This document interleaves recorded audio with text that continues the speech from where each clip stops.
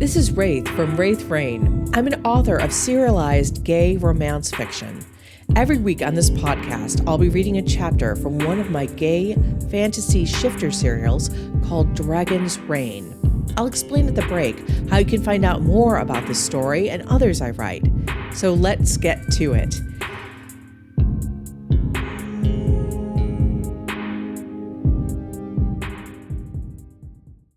Chapter 17. True mate? I'm a what now? A mate? Caden asked, a slight note of laughter in his voice. He couldn't have heard Valerius right. The words sounded both alien and somehow inspiring. Though coming from the Dragon King's plush mouth, it was dangerous. Valerius's expression, though, was dead serious. You are a mate, Caden. That is why the White Dragon is here. You are to be bonded to another dragon shifter. Forever. Caden then started laughing. He wrapped his arms around his chest and leaned forward as his whole body shook with hysterical laughter. He sank down on the couch and just sat there until the painful chuckles subsided. He wiped a hand over his eyes. He'd actually started tearing up as he'd laughed so hard. This was ridiculous. Valerius was pulling his chain. The Dragon King had shown a few flashes of humor recently. This must be his idea of a joke. It was a bad joke, but what else could it be? So, no, really now, you didn't say I'm a mate, did you? Caden giggled. Fated mates in the books or movies, that sort of thing. He thought of how the White Dragon had picked him out of everyone. He thought of how the White Dragon spirit had picked him out of everyone. But more importantly, it had picked someone in Valerius's territory, as if to gain the Dragon King's interest. Caden looked at the White Dragon spirit, who was conveniently asleep. Big head resting on its front paws, softly letting out a whistling snore. Funny. You were awake 2 seconds ago when we were eating, Caden thought at it. He stared hard at the White Dragon. It made cute little purring noises as it shifted supposedly in dreams. Great timing, Whitey. What is your name? I'm totally going to ask you the next time you're awake, Caden threatened. Caden? Shoni asked tentatively. You've been very quiet. I'm just, thinking, Caden answered. The White Dragon spirit is asleep, so it's not talking about any of this. Not confirming it anyways. It is true, Valerius said grimly. Caden looked up at Shioni and the Dragon King. The two shifters were watching him carefully, as if afraid he might do something crazy. He felt a little crazy. The laughter had been crazy, because his only experience with the word mate was in 3 places: the animal kingdom, the romance books that Wally hid that he read, and of course, there were mates in the werewolf shifter sense, which were very damn similar to the romance definition of mate. From the looks on their faces, I think that's definitely the definition they mean, Caden realized. Caden glanced between Shioni and Valerius, hoping that he was wrong. But the way that Valerius scowled and rubbed the back of his neck, and Shioni's reaction, which was to widen her eyes and part her lips, told him that he was all too correct. But I can't be someone's mate. I'm not ready, Caden thought. I've just become the 9th dragon shifter. That's enough to deal with. But even as he had these thoughts, Caden knew that they were ridiculous too, because fate, evidently, thought his plate wasn't full enough. Valerius, when you say that Caden is a mate, do you mean your mate? Shioni asked. Surprisingly, Valerius flushed and looked down at the ground. He finally mumbled, Caden gets to choose. All of the dragon shifters will present themselves to him, and he chooses one of us, whomever he believes will give him the most advantages. But you said they were coming here to win my love, Caden pointed out. Now you're acting as if this is some kind of business transaction, but mates are, like... I was being facetious. Valerius stormed at him. What did you think I meant? Valerius was staring at Caden long and hard, not saying anything, not helping him, but forcing him to say what he meant without assistance. True, love, Caden finally got out. What is true love? Valerius challenged.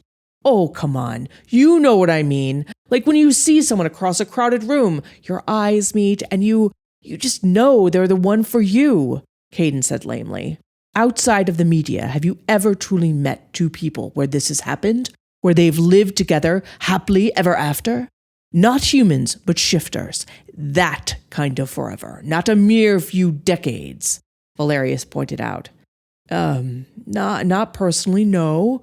But I'm sure it happens. It must happen, right? Caden looked at Valerius with big eyes.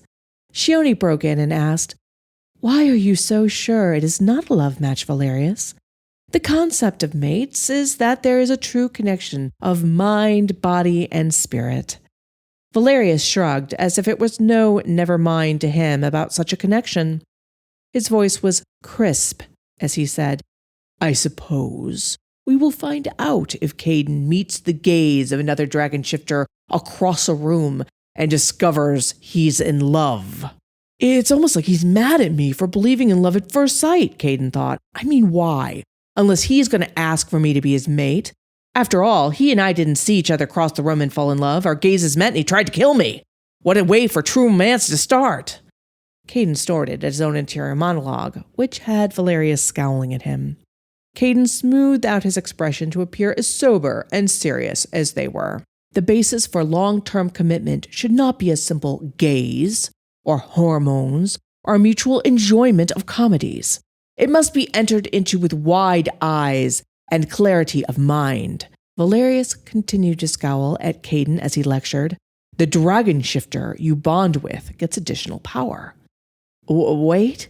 What do you mean by bond? To Caden, this seemed rather serious, strangely more serious than a sudden love affair. It is a magical bond, a spiritual bond, in fact, for the one you choose gains power. But there is the downside as well, which is if you are killed, Caden, then your mate dies as well, Valerius explained. The white dragon is puny and is most certainly not a fighter or made for battle. It would be easy to take you out, and hence your mate. Caden shot to his feet, affronted and indignant. You didn't take me out this afternoon. I'm tougher than I look. Valerius's eyes narrowed. You surprised me and then hid in my city. I squelched your fire, so there. Caden put his hands on his hips as something else occurred to him, which should have been the first thing that he said. And who the hell is going to kill me? And why didn't you tell me about this before? I know a lot has been going on, but you could have mentioned this. It's sort of important, right? I tend to agree with Caden. This is a pretty big revelation, Valerius. Shione crossed her arms over her chest and actually tapped her foot. You didn't mention this to me either. Because I did not know. Valerius's hands flew up into the air as he began to pace the room with long, angry strides. Yet Caden couldn't help notice his long, muscular legs, especially the golden thighs that were revealed with every step. Raziel only told me about it when I saw Caden on the bridge. I had no idea that mates were real. You didn't know that dragons have mates? Caden's eyebrows lifted. Valerius had been a dragon shifter for 8. You want me to redo that? Yeah. Caden's eyebrows lifted. Valerius had been a dragon shifter for ages. How did he not know? I did not believe that mates at all were real, Valerius explained with an outflung hand. The werewolves talk incessantly about mates. Fated mates, true mates, mates forever. Yet we see them divorce at twice the going rate of every other shifter kind. If something isn't going right in their relationship, it's because they're not truly with their mate, even if they thought this person or the 4 before him or her were their mates too. There must be a lot of staring across rooms that gets cross-wired. Caden winced. Putting it that way made it sound like eyes meeting across a room was a very poor way to choose a life partner. And it probably was. But he couldn't imagine pledging himself, let alone giving another person power that he didn't love and trust completely. Why was that so strange to Valerius? Except dragons do have mates, where werewolves might not. Shione's eyebrows were lifted. So it perhaps will be as simple as Caden seeing another dragon shifter, once they all arrive, that is, from across the room. Unless Raziel has other information we need to have. No, of course not. That's foolish and nonsensical. Valerius sliced a hand through the air. But you don't know that for certain, do you, Valerius? Shione prodded. It could be simply love at first sight. Valerius's eyes narrowed. Raziel says that Caden chooses based upon the offers made to him. There's no eye magic. He will need to evaluate all the offers he's given and then make a choice among them. Do I have to choose anyone at all? Caden asked, seeing a loophole here. I'm not required to choose someone right. Valerius, who had resumed that glorious pacing with the robe parting to show more thigh, stopped in mid-pace and stared at him with his mouth hanging open. Do you ever think anything through? Caden blinked. What had he missed? His had sounded like an intelligent question, but he had a bad feeling that it wasn't. That it was a very stupid question, and Valerius was certain to tell him why. He would have been annoyed by Valerius's tone and words, but he saw worry in the Dragon King's eyes. More than worry, fear. Caden crossed his arms over his chest again and asked, Tell me why that's a bad idea, because not choosing seems like a great plan to me. I'm not ready to mate or whatever. Valerius stared at him with a completely unreadable expression. Finally, he explained in a much gentler tone. Because there are dragon shifters like Alarion who would rather kill you than allow you to live if you would bond with another. Hell, he might kill you anyways, because he doesn't want anyone else to get power, nor for you to weaken him. And don't believe that the dragon shifters won't find you, Caden. They will find you no matter where you hide, even in Wally's. But you'll protect me, Caden thought. Won't you, Valerius? He wanted to ask this, but the words stuck in his throat. What if Valerius said no?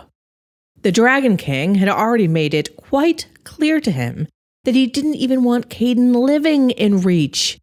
That definitely meant he had no intention of asking Caden to be his mate. Despair filled him, and his gaze went to the doors and then to the balcony. Two escapes that led nowhere. Caden suddenly felt weak and shaky. He started piling meat on the grill. The sizzle was not as pleasant to his ears as it had once been, and the scent of roasting beef was not as delicious either. But he ate when he was upset, and he really needed food right at that moment. Would every dragon shifter act like Alarion and try to kill me if I won't be theirs? Caden got out. Despite what Shione believes, dragons are not noble creatures. We rule, and that means we must be ruthless, Valerius explained quietly. While you are nothing like that. I assure you that the others, even the ones that appear nice, are more cutthroat than you can ever imagine. But even if I choose someone, won't the others still try to kill me? Caden stared into the flames as he asked this, and he remembered Raziel's fire.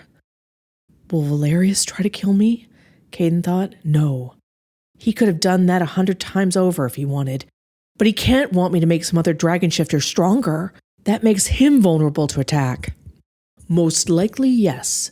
But you will have your mate to protect you, Valerius explains with a wave of his hand as if that were self-evident. But not out of love, right? Out of self-preservation for themselves? They won't protect me because they care for me. It'll all be about business, Caden pointed out, his lips strangely numb and feeling cold despite the fire's heat. Again, love is not the basis for such a relationship, Valerius told him sternly. You must understand that this is forever. Your safety, your happiness, the state in which you live, free or imprisoned, all depends on your choice. If you go by love instead of rational thought, I fear what the result will be. Caden wanted to say, Then I choose you.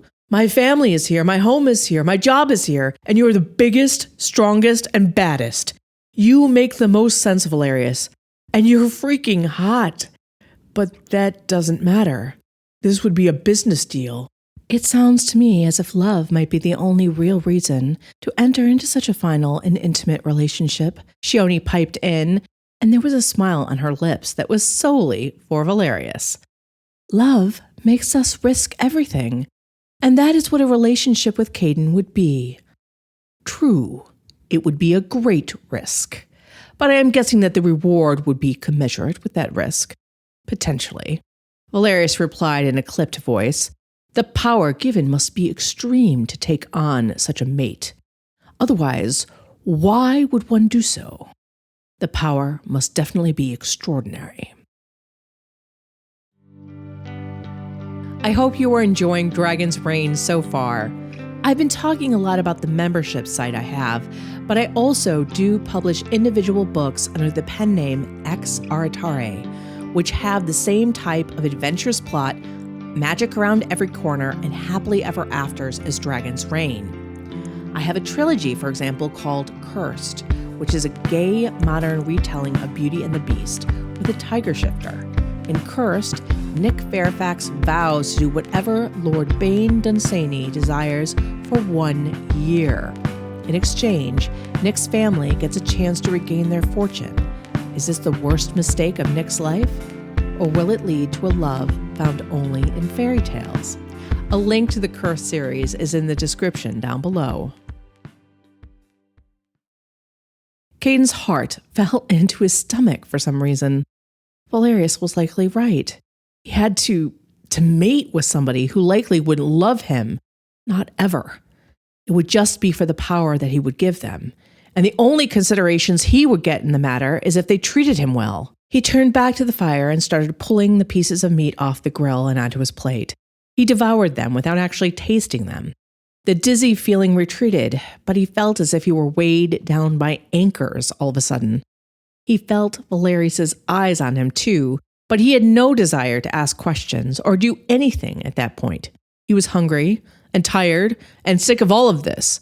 Whatever joy being a dragon shifter had brought him, and there had been very little so far, now seemed completely absent. Is this really why you came to Earth?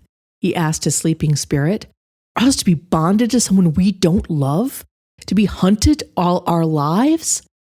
The white dragon spirit slept on, its limbs jerking and its wings fluttering a little, as if dreaming of flying. It looked so peaceful and content. It had a warm and loving personality. From what little he knew of it, it seemed like him. It could never mate with anyone it didn't love. But I only know Valerius. Maybe I might like the other dragon shifters. Maybe I might even love one. I don't know that I won't. But his heart was leaden in his chest.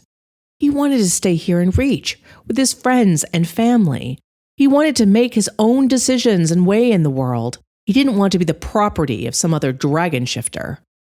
And how could I trust any of them, Caden thought. They'll just want power. Nothing they say or do will be real.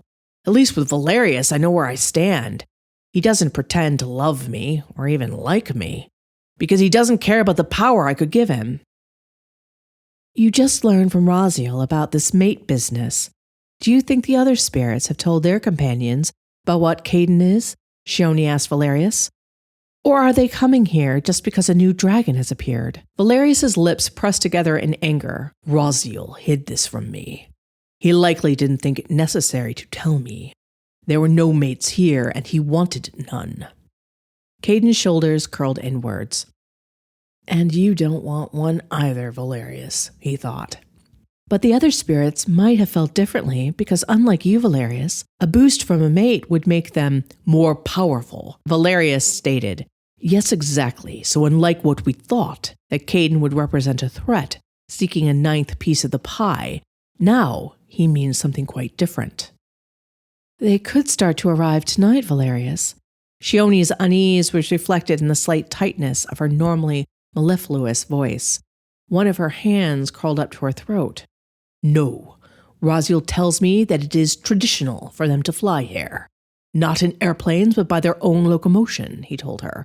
after cocking his head to the side and listening to what must have been Raziel speaking. Shioni let out a breath. That will make things a little easier. There will be so much to prepare for their arrival.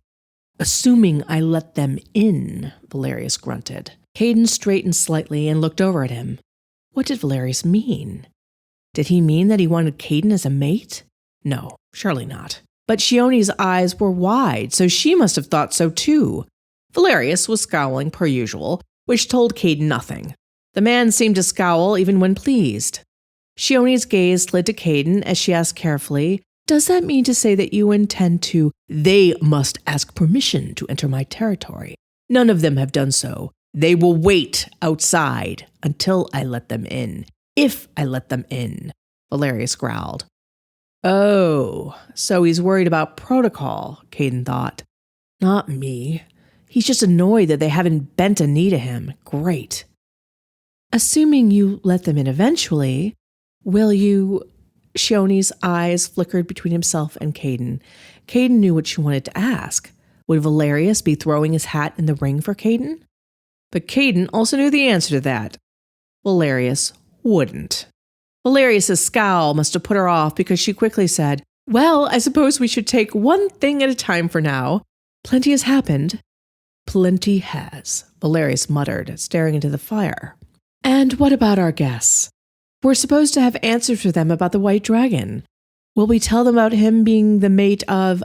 I love being talked about like I'm not here, Caden suddenly snapped before putting another piece of the formerly glorious steak in his mouth. Forgive us, Caden. We're being worse than rude, Shioni quickly apologized. I just need to deal with our guests, and I'm uncertain what to say. Valerius began. Tell them nothing, Caden suddenly said and rose to his feet.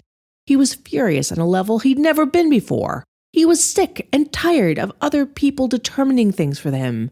He wasn't going to be pushed and prodded into anything. He was through with this. I want to talk to my parents, my friends, and my lawyers. What? What? Valerius and Shioni asked as one. I don't want who I am revealed to anyone. I'm not talking to any of the other goddamn dragon shifters until I'm good and ready, and that may never happen. I'm going home, and tomorrow I'm going to go to work, and after that, I'm not sure what's next. But what I do know is that I'm not giving myself to some stranger who doesn't love me. Caden hadn't meant that last part to slip out, but now that it had, and the shock on Valerius's face was only matched with the tenderness in Shioni's, Caden continued. Maybe you're right. This should be all a business transaction, Valerius, but here's the thing. What I want on my side of the transaction is love. I want true love. Anything less won't suffice. If I don't feel that for any of them, then I won't choose any of them. Valerius reminded him, Caden, I told you, if they come after me, they do so here in your territory. And I am just betting you won't let any one of them come in here and attack one of your citizens, Caden said, pointing a finger at the center of Valerius's beautiful muscled chest. The robe had slipped nearly open, so I'm safe to actually really choose a mate, or to choose no one at all. You, Valerius, will make sure of that. Valerius's mouth hung open, truly speechless, but Caden knew he was right. There were many things he didn't know about the Dragon King, but allowing another dragon shifter into his territory to take one of his citizens, one he found annoying or inconvenient even, would simply not be tolerated. Even Raziel would be on his side about that. So thanks for the meet, it was stellar, but I'm off now. Shioni, would you take me to my friends and family, please? Caden asked, guessing he should make an abrupt retreat before Valerius got his voice back. Of course. But aren't you going to stay here in the castle? She asked weakly. No, like I said, I'm going home, Caden told her simply. But it might be safer to. I will be perfectly safe in my house, Caden objected. His gaze locked on Valerius. Because he will make sure I am. Valerius's eyes narrowed and his mouth worked like words were going to come out of it, but no words came. Where will we find you when we want to speak to you? Cell phones wouldn't be secure, Shioni said. Wally's. I have a double shift tomorrow, he told them both. A lot of people will want Black Dragon merch, and somebody's got to sell it to them. And with that, Caden went to the doors. They weren't locked, thank God. He still hadn't figured out the locking mechanism, and so he opened them and looked back at Shioni to see if she was coming. She was. She gave an apologetic look at Valerius and hustled to his side. The Dragon King, for his part, never stopped staring at Caden. There was a mixture of emotions in the Dragon King's eyes, but Caden couldn't decipher any of them. He was still contemplating what Valerius was thinking as the doors to the Dragon King's chambers swung shut behind them. I hope you enjoyed this week's chapter. If you want to read ahead in Dragon's Reign or read the many other stories hosted there, you can purchase a membership to get access to wraithrain.com, or you can continue to listen along here for free. If you'd like to learn more about wraithrain.com and me, there's a link in the description down below.